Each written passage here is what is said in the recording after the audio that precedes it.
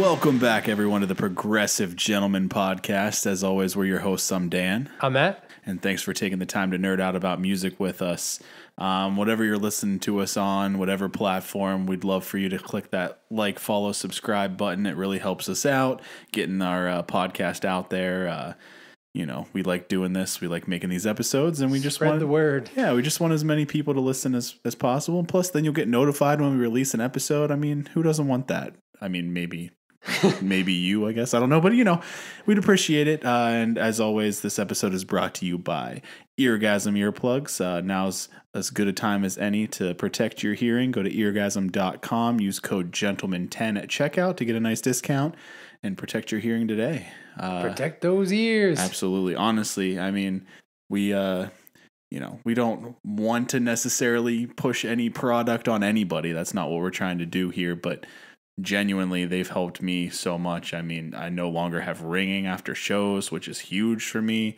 Yeah, you don't have to go, what? For the next 48 hours. Yeah, either of us, we would not push any product on anyone, and we wouldn't recommend a product if we didn't fully support it and stand behind it. And Eargasm Earplugs, we definitely fully support and stand behind. Going on 5 years using them for me, myself, and it's been about 2 or 3 for me. Yeah, so they're great and highly recommend them. If you click the link in our bio as well, there's a link straight to everything, so that might make it easier for you. And I think it actually applies our discount rate at checkout. So yeah, highly recommend them. But anyways, without further ado, one of our favorite types of episodes to do, Hidden Gems. We're bringing it back. Yeah. And starting off with a band that might have a familiar name, not the band name themselves, but it's actually featuring an ex-bassist of the band Tool, which if you haven't heard of Tool, you're living under a rock. But this band you may not have heard of, and it is Lesser Key. Lesser Key is a band out of Los Angeles, and like we said, it features Paul D'Amore, the ex-bass player from Tool. Yeah, he dropped out of Tool in '95, so it's he hasn't been there for a while, but it definitely has that Tool sound, I think. Yeah, it really does. I mean, that's the progressive elements that you sort of get with Tool, and just in general, the sound, the way the music progresses, all that stuff, very, very much akin to Tool, especially early Tool. So I would consider them kind of like alternative rock-ish with progressive elements almost, which is kind of what I would consider Tool. So yeah, I mean, strongly sound like Tool, but I even listening to them actually for the first time. You introduced them to me here. Vocally, I almost got Chevelle vibes. I don't know how you feel about that. Yeah, I can definitely see that. It's definitely that era of hard rock kind of. Yeah, like Vitamin sound. R era Chevelle is what I kind of got from the vocal, but yeah, instrumentally it's very much akin to Tool. Yeah, I'd say they're kind of.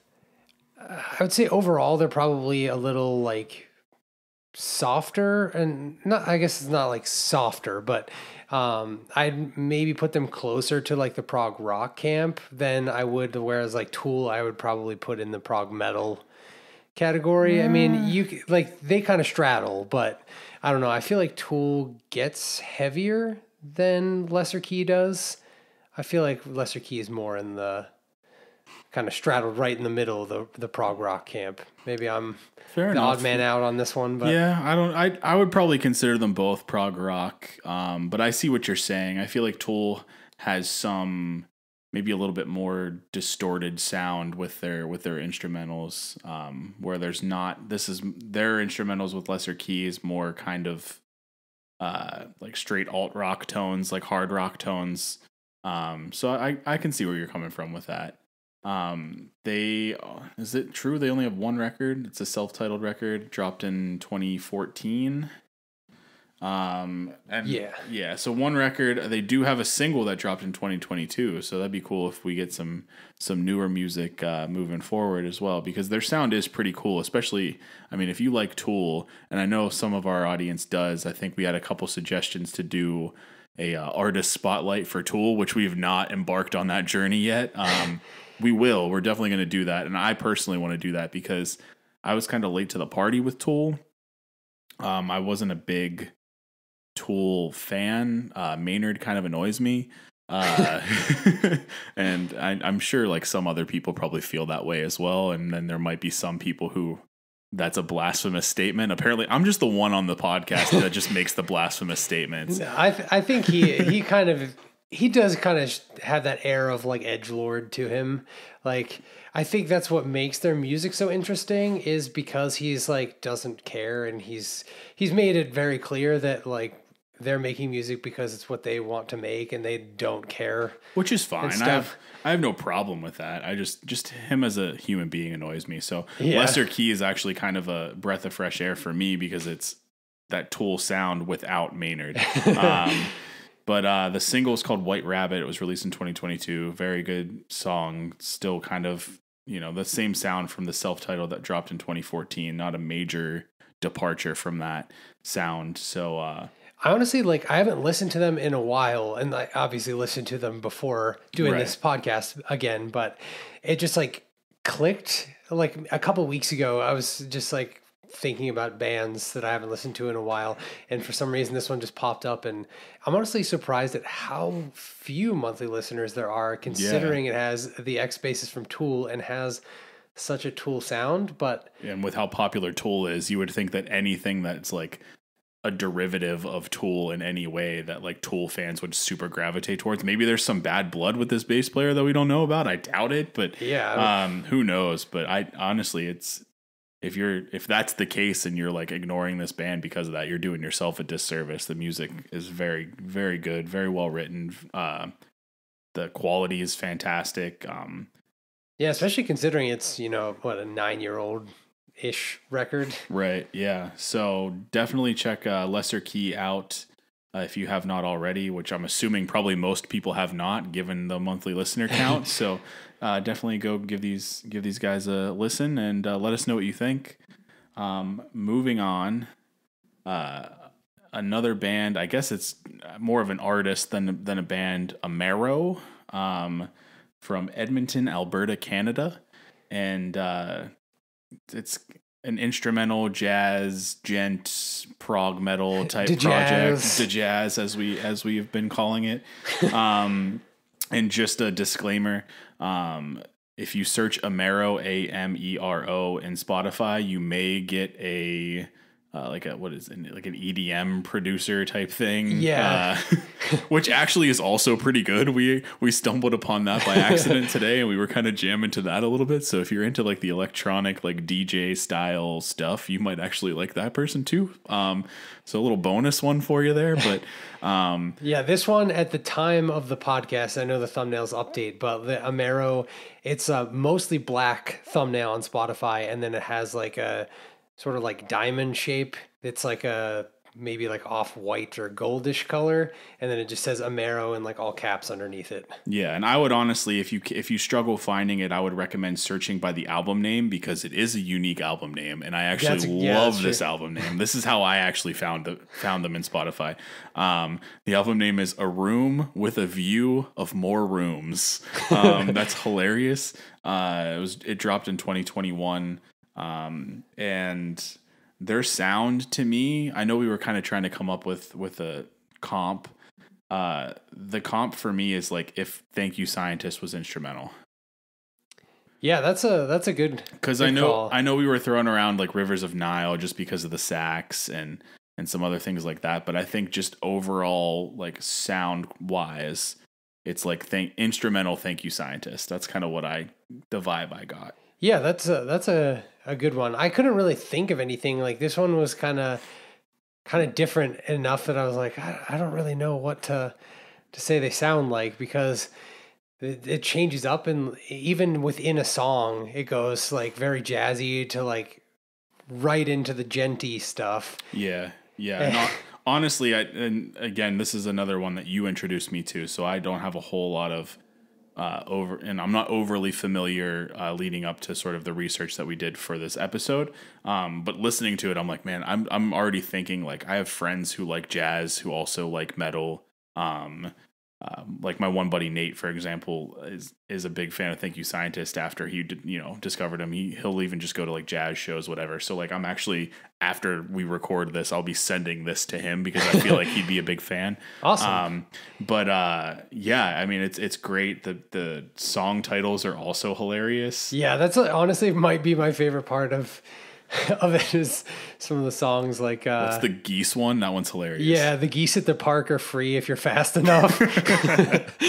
That's an amazing song title. And then I like bird watching goes both ways.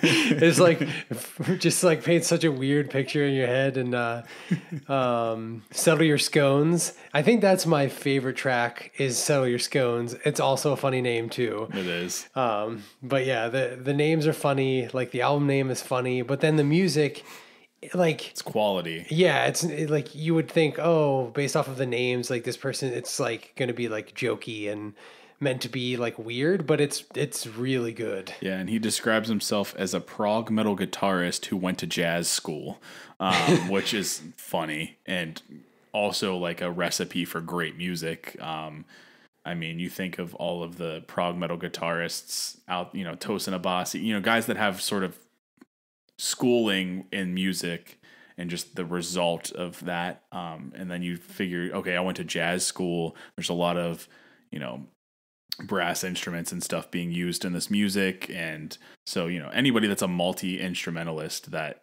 is fairly competent, if not significantly competent with those instruments, and then also writing music in the progressive metal realm, is going to catch our ear for sure. And I feel like this was one for me that, of the ones you've showed me, I really enjoy this. I'm looking forward to diving into it a lot deeper. And like I said, I already have some people I'm trying to forward this to after this, because I'm pretty excited about this one. So again, yeah, I think they actually, I think he followed us on Instagram, and so really? I saw it. Yes. And then I was like, usually that's what happens. Like if a band follows us, I will, like, if I'm not doing something, I will like look it up immediately and see, like, if it catches my attention, and then I'll like throw it into my Spotify search so that whenever I actually get a chance to like dig into it.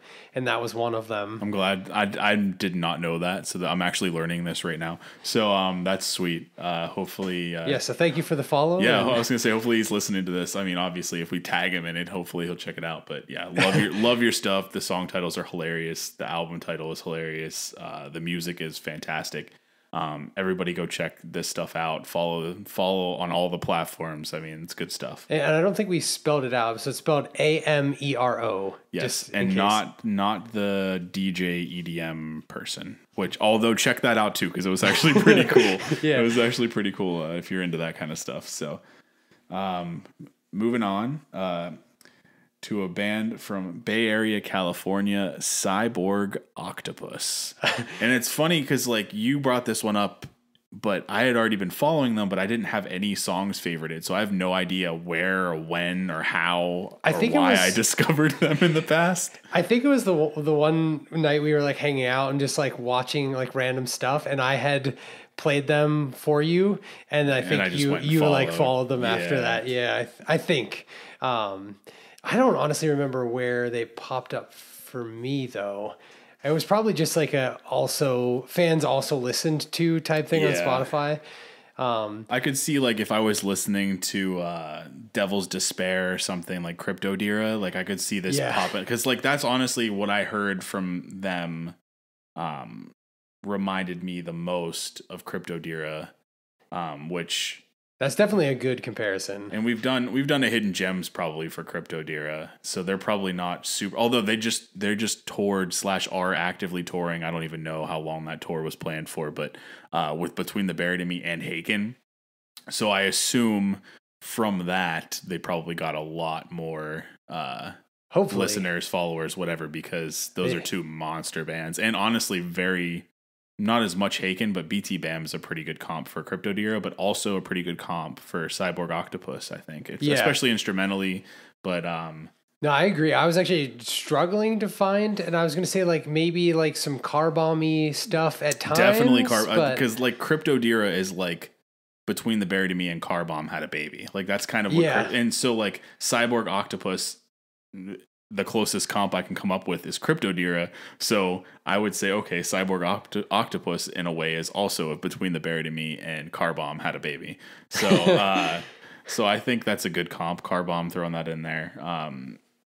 The funny one that I came up with, and it makes no sense and it's not consistent, but there was one song that I listened to called Spectress, I believe, and I think when listening to that, the beginning of it almost sounds like a sea shanty in a way. Yeah. So I was like, it sounds like thrash Dropkick Murphys, which makes no sense really. But I mean, listen, and it's only for like the first like 20 seconds. Yeah, and then it's nothing like that anymore. But definitely go listen to Spectress the first like 30 seconds or so.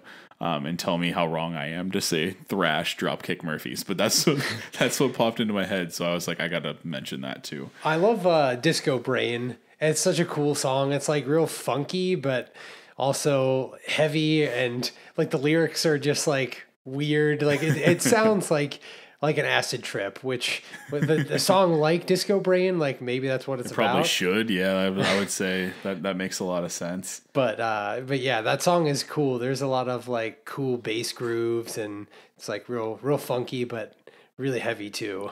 Yeah, and these guys have 2 full-length albums, Learning to Breathe, which dropped in 2016, and then Between the Light and Air, which actually dropped last year, 2022. Was not on my radar, so I feel awful that I didn't get to check this one out back then, because listening to it now, it's a very good record. Yeah, I didn't I listened to them probably at the beginning of last year, and then with like all the other awesome albums that came out and stuff, and I don't know why Spotify didn't say like, hey, they, you know. Yeah, you would have thought. And same here. I mean, I very frequently look at my release radar playlist. And I was following these guys. I didn't realize I was following these guys. Again, I didn't know when or where or why or how I ended up following these guys. But I was. So the fact that anything from that record didn't show up in my release radar is kind of like, Spotify, you need to get your shit together. But yeah, we blame this on you, Spotify. But honestly, yeah, great record.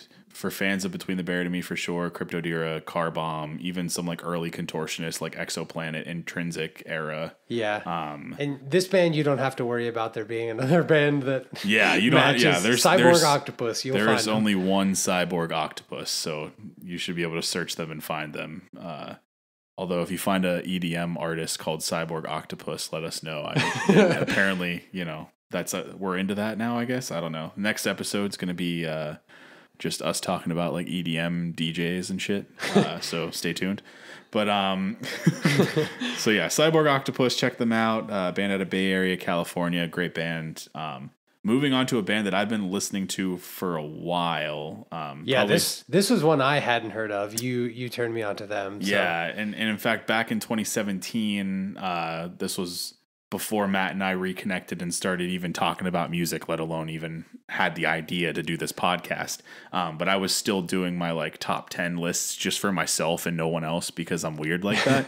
And this record actually was in my top 10 back in 2017, or the record that this band released in 2017. Anyways, Divinex is the band. They're an instrumental progressive metal band. They are out of Rochester, New York. Massively underrated. Like I honestly, any instrumental band out there right now, like these guys would fit in with them easily. Their sound from all the instrumental, because they don't really gent as heavily as like an Animals as Leaders, so it's tough to put them in there. Their tones aren't really as bright as like an Aaron Marshall, so it's tough to put them in like the intervals camp. They're not as chill as like a Pliny or a Jacob Zyteki. They don't do as much experimental stuff like a Jacob Zyteki or a David Maximisi, just throwing out all these fucking guitarists. But I would Yeah, that's probably the best one. But yeah, like you said, it's really hard to pinpoint. It seems like they take a lot of inspirations from different bands, and it's hard to Yeah. like really pinpoint one specific one that they kind of like do their own thing. Similar to Intervals, just to throw this out there, I feel like Intervals writes their music to where the lead guitar is like sort of a replacement for the vocalist, to the point where you almost would say that their influences are more pulled from more traditional bands with vocalists. And so I would honestly say Divinex pulls a lot of inspiration likely from like metalcore. Like I feel like a lot of their instrumentals are very like influenced from bands like August Burns Red, which I know we throw that out there a lot as a comp, but like Yeah, very distinctive tones with like a lead that replaces the vocal. And I mean, they have one full length that was the 2017 release. They also have an EP called Movement, but that 2017 release called Create, Affect, Repeat has some just massively good tracks on it. And they even have a song featuring Angel Vivaldi, which that's another very popular. yeah. What is he has a record. It's like a darker cover. I forget the name of the record, and I'm not going to look it up. But I could honestly see some comps to that with some of their songs. But they have one track that's like 12 and a half minutes long, and I know that's a very large like investment to make in music. But it's called Immortalize. It's an absolute masterpiece from start to finish. I mean, it is really good. It's just there's a bunch of different sort of tone changes, tempo changes, like style changes.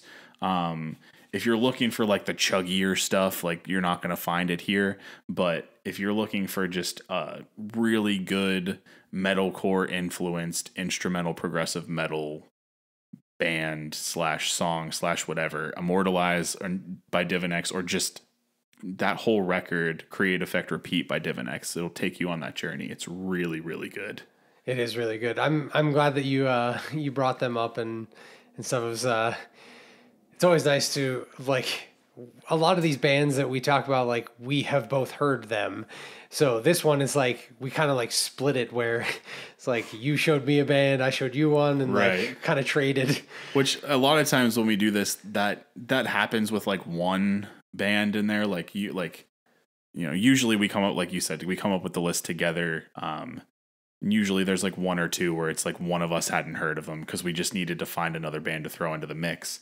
But here, like you said, this was more of like a straight up exchange. Like you brought one, then I brought one. So like this was kind of a discovery or rediscovery of bands that we had listened to that we just decided to throw into this episode. And so Divinex from Rochester, New York, amazing band. Please check them out.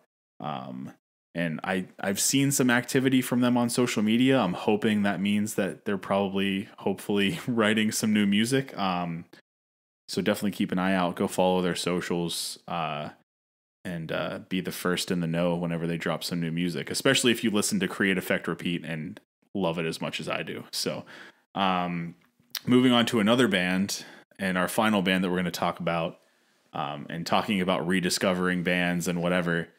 So this band is from Pittsburgh, Pennsylvania, which if you've been listening long enough, you know that that's kind of where we hail from as well. We like to include some local boys into these Hidden Gems episodes. I feel like we have a pretty cool local music scene. So yeah, we like to shout guys like this out anytime we can. Yeah, absolutely. It's nice to get to spread, because I feel like sometimes the turnouts at shows in the Pittsburgh area aren't all that great. Yeah, it can be hit or miss for sure. It's strange. We're like streaky. Sometimes we'll sell out shows when other states, cities, whatever, don't sell out shows. And then other times we'll be the only city that didn't sell out. So it's like weird. It's very weird. But speaking of throwbacks, so Arcane Haven, the first time I ever saw these guys was back in 2010, Thrash and Burn at the Cheswick Arena or Ches Arena or whatever the hell they called it. It was this old skating rink.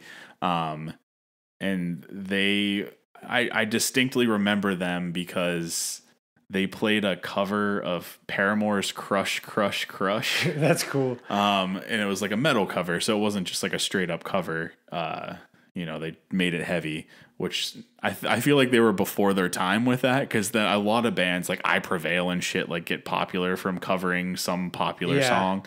Well, there's I think Sea of Treachery covered.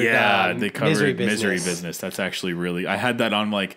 I had like straight out of throwback to LimeWire. Shout out LimeWire. I had like Sea of Treachery, whatever whatever. I just downloaded that one song. Yeah. And I had that on my old iPod, like the OG iPod.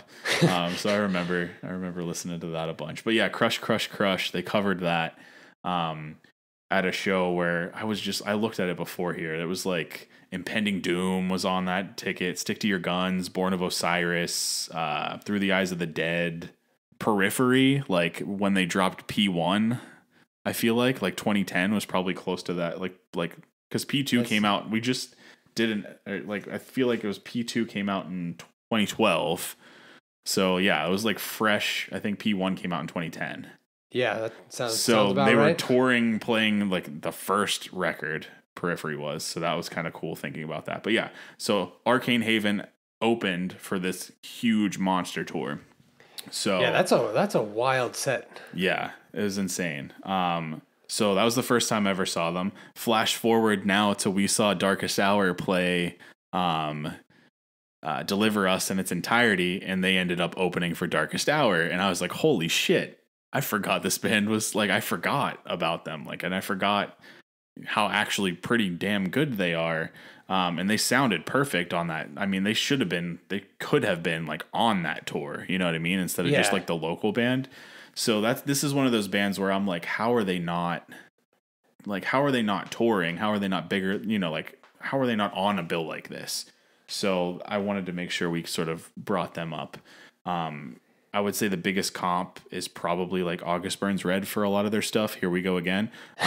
But their new record, or their newest record, which is a self-titled record that dropped in 2018, has shades of like Era as well.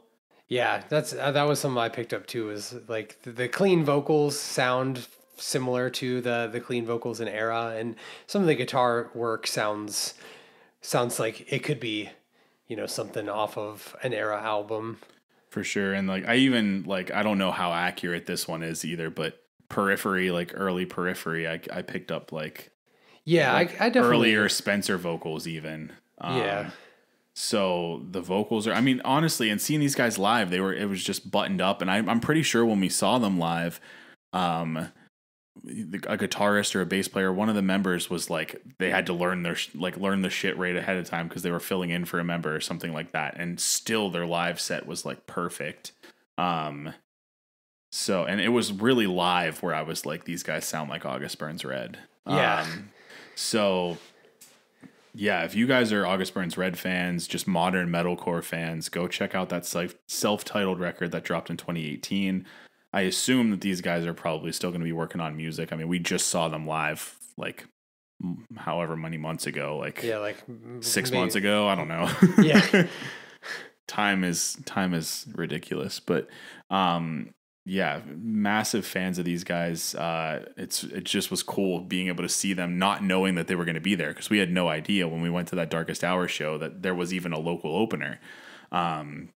So seeing those guys again and having that sort of trigger all those old memories of like, oh wow, I've seen these guys before, and like this is actually really cool. You actually had mentioned them to me before the show. Like I like when we saw them and saw the name and stuff, I was like, why does that ring a bell? And then it was like remembered that you had told me about them and stuff. So it was cool to like get to actually hear them play and see them play. And it got me interested in their music, and so I started digging in after that show. For sure. So definitely go give these guys a listen. Arcane Haven from Pittsburgh, PA. Similar to August Burns Red, similar to Era, that modern metalcore sound. If that's what you're into, I think you'll really be into these guys.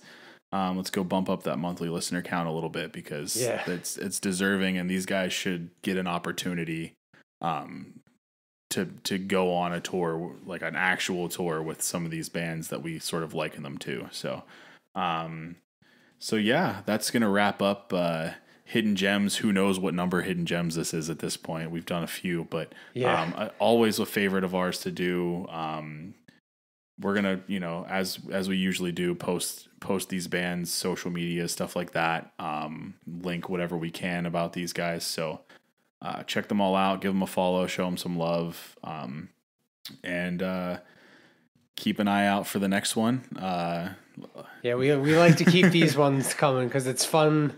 Like we always say, it's enjoyable for us to discover new bands that we haven't listened to before and stuff. So it's, I feel like one of our more energetic episodes because we're just like all giddy. We're actually excited about not that we're not actually excited to do the other ones too. That's not fair.